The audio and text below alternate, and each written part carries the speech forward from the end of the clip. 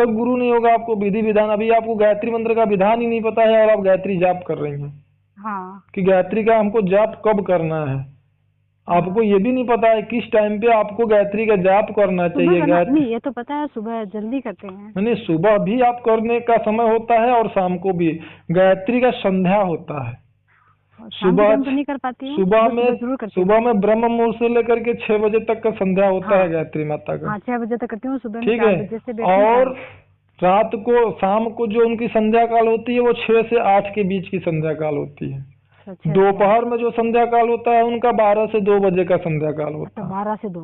बात समझ रहे हैं आप? तो उसका संध्या काल बना हुआ है। और गायत्री मंत्र तो इतना पावरफुल है। और बता दें आपको, अगर मंत्र जाप आप किसी गुरु के द्वारा नहीं लेकर कर रहे हैं तो आदमी पागल भी हो सकता है। मतलब वो मानसिक रूप से और इस प्रकार से पागल हो सकता है कि वो आजीवन कभी ठीक नहीं होगा।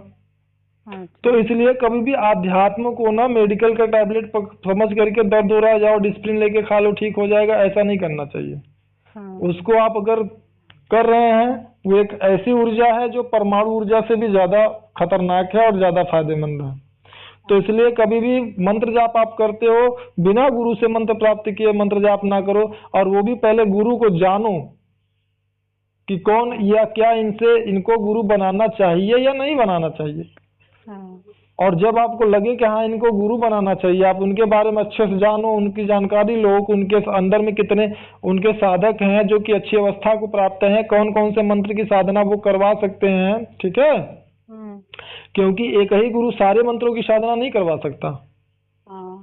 जो शास्त्रोगत नियम है, जो आध्यात्म का मर्यादा है, उसके अनुसार आप सिर्फ उसी मंत्रों का आप साधना करवा सकते हैं जिन मंत्रों को स्वयं आपने सिद्ध किया हो। अगर आपने मंत्र को सिद्ध किया है तो ही उसकी साधना आप करवाइए। अगर आपने उस मंत्र को सिद्ध ही नहीं किया, उस मंत्र की साधना करवाएंगे तो साधक को सफलता प्राप्त नहीं होगी। बात समझ रही हैं आप हमारा? हाँ जी। अब मैं क्या करूँ आप बताओ? मैंने गुरु बना लिया, अब तो मैंने बना लिया ना गुरु। तो मैंने तो ठीक है, तो गुरु बना लिए हैं तो आप गुरु से जानकारी लीजिए ना। अब जरूरी भी नहीं है ना कि आप एक ही गुरु बना लिए तो आजीवन आपका एक ही गुरु रहेगा, ये भी तो नहीं है। अच्छा, ये आपने गुरु बना लिया, मान लीजिए किसी प्रकार से आपको बाद में लगता है कि नहीं आपका निर्णय उचित नहीं था, आपको लगता है कि इनसे हमको सारे मार्गदर्शन सारी आवश्यकताएं आपकी पूरी आध्यात्म की नहीं हो रही हैं, या उनके द्वारा आप अपने लक्ष्य को प्राप्त नहीं कर सकते, मोक्ष को प्राप्त नहीं कर सकते, तो फिर आप निश्चित रूप से ऐसे किसी गुरु को गुरु बनाइए जो कि आपका समय पड़ने पर, आपके आवश्यकता पड़ने पे आप उनसे अपने समस्या का समाधान प्राप्त कर पाइए। चाहे उनसे प्रत्यक्ष मिल करके, चाहे फोन से, चाहे भी जैसे। अच्छा, ऐसे गुरु होने चाहिए। अब क्या करूं? मैंने तो उनको है ही नहीं, उनको बनाया नहीं तो नाम से। भाई मैंने अब आपको बता तो दिया कि आप ऐसे मार्गदर्शक की तलाश करिए। जबकि आप राजस्थान की हैं, मैं उत्तर प्रदेश से आपसे बात कर रहा हूँ। तो ऐसी दशा में आप ऐसे गुरु को गुरु बनाइए जो कि आपकी मार्गदर्शन आपका वो कर पाए। आपकी अगर कोई समस्या आपको हो रही है तो उस समस्या का समाधान आपको वो बताएं कि हाँ क्यों ऐसा हो रहा है। अच्छा। जैसे आपने कहा कि मैं पहले मुझे अनुभव होते थे, फिर मुझे अनुभव नहीं हुआ, अब नहीं होते उसके बाद, तो वो आपको ये बताएंगे ना कि अनुभव क्यों नहीं हो रहे हैं। अच्छा। आप समझ रहे बात को? हाँ। आप जब मंत्रों का पालन, संयम का पालन नहीं करेंगे, ठीक है, तो आपको शुरू में तो अनुभव होंगे लेकिन बाद में अनुभव होने बंद हो जाएंगे। हाँ। ऐसा सिर्फ आपके साथ नहीं हो रहा, ऐसे साधकों के भी अनुभव जो है वो पड़े हुए हैं। उनको शुरू में अनुभव होते हैं, बाद में नहीं होते। क्यों? क्योंकि वो नियम और संयम का पालन नहीं कर पाते, विधि विधान का पालन नहीं कर पाते हैं। अच्छा। मंत्रों का जाप कैसे करना चाहिए, मंत्रों की ध्वनि कैसी होनी चाहिए, लय कैसा होना चाहिए, आपको जाप करते समय मंत्र का आपको भोजन क्या करना चाहिए। देखिए साधना कई प्रकार की होते हैं। आप मंत्र का जाप कर रहे हो, आपका उद्देश्य क्या है? क्या गायत्री मंत्र के द्वारा आप मोक्ष को प्राप्त करना चाहते हो जाप करके, या गायत्री मंत्र के जाप करके गायत्री मंत्र से आप सिर्फ और सिर्फ आप सिद्धि प्राप्त करना चाहती हो। ठीक है। तो इस प्रकार से। और दूसरा क्या है कि कुछ लोग गायत्री मंत्र का जाप करते हैं और सिर्फ शांति, मानसिक रूप से शांति प्राप्त करने के लिए, मानसिक स्थिरता प्राप्त करने के लिए। तो वो हर चीज का नजरिया और तरीका और विधान बदल जाता है। अच्छा।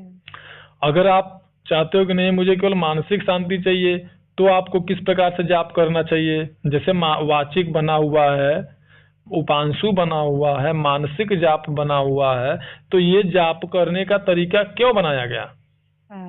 एक ही मंत्र को उपांशु भी जाप किया जाता है, उसी मंत्र को मानसिक जाप भी किया जाता है, उसी मंत्र का वाचिक जाप भी किया जाता है। तो ऐसा क्यों किया जाता है, उसका कारण होता है ना कि आपका क्या उद्देश्य है। आपके उद्देश्य के अनुसार मंत्रों के जाप करने के तरीके को बदला जाता है या बताया जाता है मार्गदर्शक के द्वारा कि हाँ आपका उद्देश्य ये है, ठीक है। बच्चा अगर आपका पढ़ने लिखने में कमजोर है तो उस बच्चे को किस प्रकार से मंत्र का जाप करना चाहिए। आपको मोक्ष चाहिए, जैसे मैं गायत्री मंत्र की बात कर रहा हूँ, अगर बच्चा पढ़ लिख रहा है, पढ़ाई लिखाई में वो कमजोर है, मानसिक रूप से वो कमजोर है, तो उसको गायत्री मंत्र को बोल करके जाप करना चाहिए। और मतलब कि स्वर लयबद्ध तरीके से, बहुत ज्यादा तेज नहीं बोलना चाहिए, बहुत ज्यादा स्लो नहीं, मतलब धीरे धीरे नहीं बोलना चाहिए, एक निश्चित लय में। और अगर आपको मोक्ष प्राप्त करना है तो मानसिक जाप आप ये मतलब कि गायत्री मंत्र का उपांशु जाप आपको किस लय में करना चाहिए, ठीक है। और किसी को मानसिक स्थिरता केवल चाहिए, जिसका मन अशांत हमेशा रहता है, मन में तमाम प्रकार की बातें चलती हों, उल्टपटांग उल्टे सीधे विचार चलते हों, ये नकारात्मक भाव आते हो मन में, ऐसे व्यक्ति को अगर गायत्री मंत्र का जाप करना है तो उसको मानसिक जाप कैसे करना है या वाचिक जाप कैसे करना है, तो वो उसको उस लय के साथ में बताया जाता है। ठीक है, तो ये सारी चीजें होती हैं। इसलिए सर्वप्रथम आपको एक गुरु का तलाश करना चाहिए। आप ऐसे व्यक्ति को गुरु बनाइए जो कि आपकी समस्या का समाधान आपको बता सके, ठीक है। आजकल हम भी बहुत देख रहे हैं ऐसे मार्गदर्शक हैं जो हजारों की संख्या में, लाखों की संख्या में जो शिष्य बना लेते हैं, लेकिन उनका मार्गदर्शन नहीं कर पाते हैं। यही तो प्रॉब्लम आ रही है। तो ऐसे लोगों को गुरु बना के कोई मतलब नहीं है। फिर तो ये जानते हैं ऐसा करना तो एक व्यापार हो गया ना। हाँ, तो अब ऐसे हम लोग और बना सकते हैं अपन। हाँ, और नहीं आप लेकिन कोई ये बताइए, मैं कह रहा हूँ एक ही गुरु बनता है, बनाने में पहले एक सोचना चाहिए, लेकिन बाकी एक बार बन जाए तो दोबारा कोई गुरु नहीं बनना। ये बताइए, हम कह रहे हैं हम आप तो इंसान हैं। हाँ। भगवान श्री रामचंद्र के बारे में शायद आप जानती होंगी। हाँ। कितने गुरु बने थे उनके, कितने लोगों ने ज्ञान दिया। गुरु का मतलब जिसने आपको ज्ञान दिया, चाहे एक ही शब्द का ज्ञान दिया, वो आपका गुरु है। हाँ। होता है। हाँ। वो वन में कितने गुरुओं से मिले, बहुत सारे। उनके गुरु उनके जो कुल गुरु थे वो कौन थे, वशिष्ठ थे। उनके उसके बाद गुरु कौन बन गए, विश्वामित्र। फिर उनके गुरु जब वन में गए तो कितने गुरु उनके बने। तो इसका मतलब तो ये नहीं ना हुआ कि अगर उन्होंने गुरु वशिष्ठ को ही गुरु मान लिया है, उनका शिक्षा जिसका गुरु वशिष्ठ के द्वारा दिया गया, तो उसके बाद वो किसी को गुरु नहीं बना सकते। क्या वो किसी और के द्वारा अस्त्रों को उन्होंने नहीं प्राप्त किया, ज्ञान नहीं प्राप्त किया ना। वो तो ईश्वर थे ना। हाँ। हम आप क्या हैं, हम आप तो इंसान हैं। हाँ। तो हमारी आपकी अगर आवश्यकता के अनुसार सामने से हमको रिस्पॉन्स नहीं मिलता है तो फिर ऐसे व्यक्ति के सहारे बैठेंगे तो आपकी नैया तो डूब ही जाएगी ना। हाँ, सही बात, बता नहीं पाए तो यही सही। तो आप सफलता कैसे पाएंगे बताइए। हाँ, नहीं पा सकते ना। फिर तो आप अगर हम कह रहे हैं, मान लीजिए आप गायत्री मंत्र की साधना आप कर रहे हो, ठीक है, आप किसी गुरु या मार्गदर्शक के मार्गदर्शन में आप गायत्री मंत्र की साधना कर रहे हो।